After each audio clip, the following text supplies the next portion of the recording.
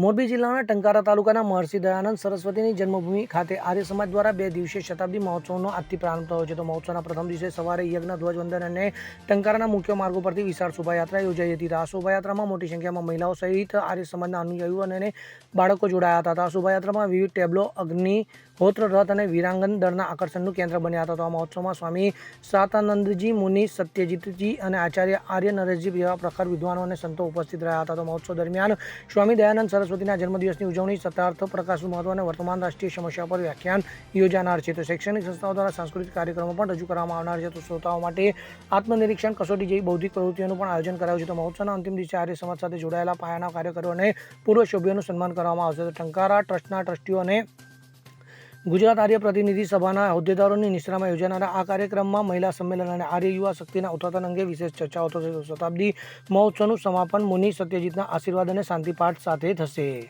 Bureau report, CN24 news. હવે જુઓ દેશ દુનિયાની તમામ ખબરો તમારી આંગળીના ટેરવે. ઉઠાવો મોબાઈલ અને Google Play Store પરથી ડાઉનલોડ કરો અમારી CN24 ન્યૂઝ મોબાઈલ એપ.